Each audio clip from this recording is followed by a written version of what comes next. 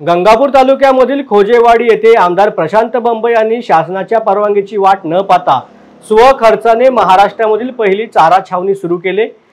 खोजेवाडी येथे लासूर स्टेशन परिसरामध्ये 3 मोठी पत्र्याची शेड उभी केली असून पहिल्या शेडमध्ये सध्या 650 ते 700 पशुधनाची व्यवस्था करण्यात आली, तर दुसऱ्या शेडमध्ये शेतकऱ्यांची जेवणाची आणि राहण्याची व्यवस्था केली गेली। शिवाय या चारा छावणीमध्ये सीसीटीव्ही कॅमेरे असल्यामुळे शेतकऱ्याला घर बसले आपल्या पशुधनावरती नजर ठेवता येणार आहे।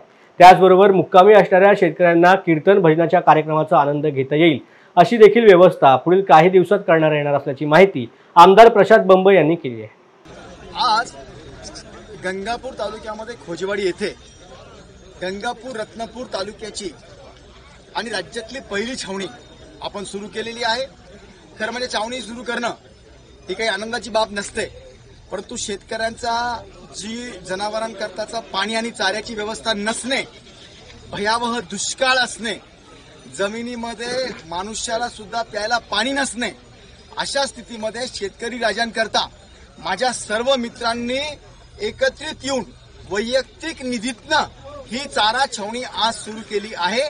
मी सर्वांचे आभार व्यक्त करतो आणि प्रशासनास म्हणजे माननीय जिल्हाधिकारी महोदयास विनंती करतो की लवकरात लवकर शासनाची परवानगी म्हणजे प्रशासनाची परवानगी छावणी करता मिळावी, जेणेकरून हजारो जनावरं इथं येऊ इच्छित आहेत आणि शासन प्रशासन ही तर परवानगी आपल्याला देतीलच, तरीही आपण विना विलंब कितीही जनावरं म्हणजे पशुधन इथे येऊ द्या।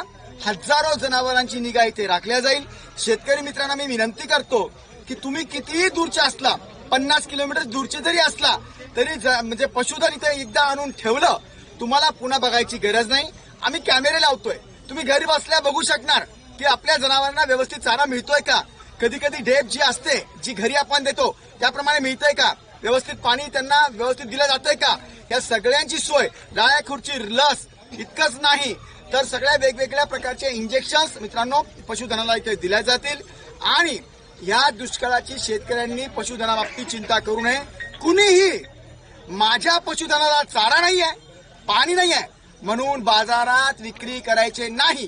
पशुधन इथे घेऊन या, आपण सर्वजण मिळून त्याची चांगली निगा राखू। धन्यवाद।